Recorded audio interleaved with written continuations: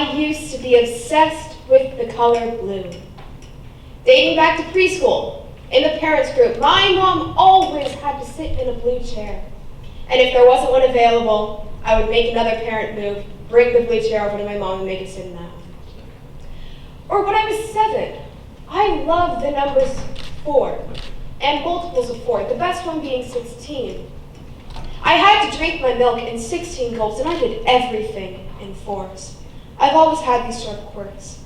It wasn't until I turned 13 and I was tired of my so-called quirks controlling my life that I found out there was a name. It is called obsessive-compulsive disorder, or OCD. Obsessive-compulsive disorder consists, of course, of obsessions and compulsions, and the obsessions will be attached to fears. Obsessions are basically things that people will become preoccupied with, like a fear, and those compulsions are actions that a person might take to cope with their obsessions. Now, everyone has their superstitions, quirks, and urges to do things, but people with OCD will feel them stronger, and it will take more than 1 hour a day impeding with a major life activity, for me, going to school.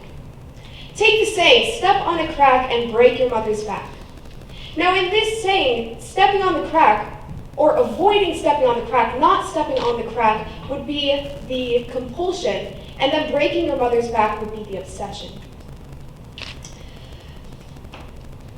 In the media, OCD is often characterized as a disorder which involves straightened desks and immaculate kitchen counters. It is so much more than that. My OCD is reading certain pages of a book over and over and over until I am completely sure that I read them correctly. It's knowing that the left is better than my right, so crossing my left foot over my right knee is the only way to sit, because left is better than right, up is better than down, and that makes the top of a perfect square. It's slamming doors 4 times in a row and fearing my nightly routine, which took 3 hours a night, going around and touching all the corners of everything in my bedroom. It's not going down to the basement room in my house because I was afraid that the Taliban were down there and that they would kill me. Now, my rational mind knows that this is ridiculous, but my senses give me a heightened fear of the unknown. It's compulsive calorie counting and developing an eating disorder as a result. My OCD is compulsively stating the term OCD in this paragraph.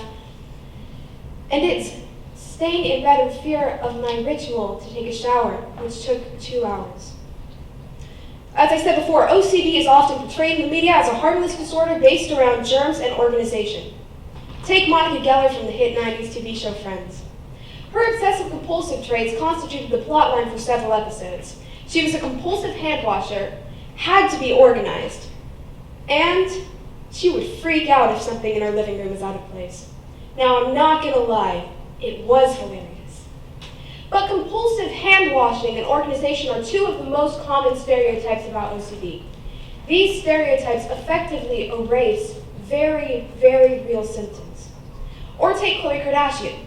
In 2016, she launched a series of videos on her app called Khlo, CD, Tips and Tricks for Organization. Now, she's lost a lot of followers for her use of the term OCD to describe organization, and she's received a lot of backlash from people who are either sympathetic to those who are struggling with OCD or who are actively struggling with OCD. And even if Khloe Kardashian had OCD, she only presents the compulsive side of OCD without the debilitating obsessive thoughts.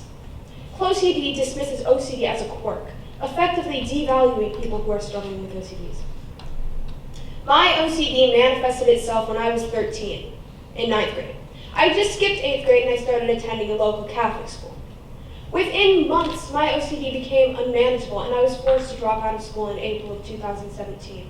My grades had dropped and I was in a depressive state. I found it nearly impossible to get out of bed in the morning.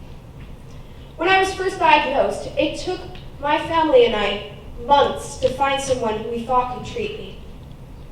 She couldn't. The first time I met her, she asked me what one of my symptoms were. So I told her everything that was wrong in her office. The paintings and windows weren't placed correctly on the wall and the furniture was not organized by size. The sofa wasn't pushed up against the end table next to the wall when the end table should be touching the sofa and the sofa touching the wall, because bigger is better than smaller, left is better than right, up is better than down, and as I said before, that makes the top a perfect square. She saw that I needed more, and she referred me to an intensive outpatient program at Seattle Children's Overlake campus. I was on the waiting list for months. My family and I felt helpless, and as the months went on, we found ourselves getting increasingly desperate. And then we got the call. You're in. Can you start on Friday? We all breathed a sigh of relief. I spent 8 weeks of my 2017 summer in a program designed to help me take control of my life again.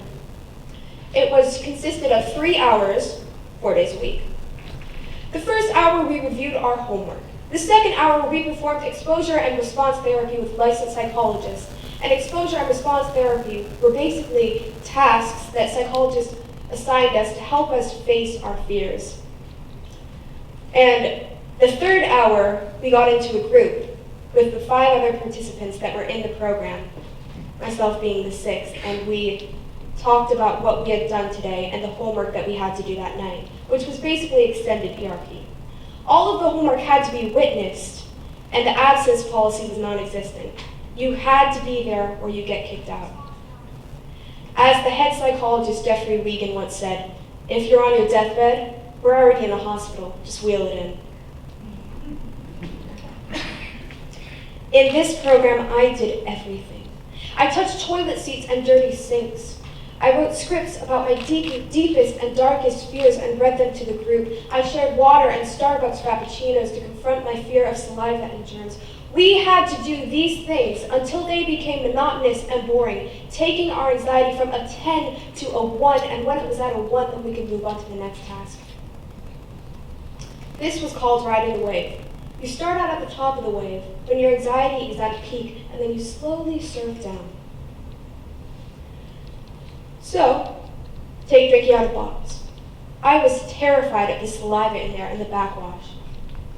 So, when my psychologist first put a bottle of water on the table, opened it up, and said, take a drink, I was absolutely terrified, and I stared at it for 20 minutes before taking a tiny sip.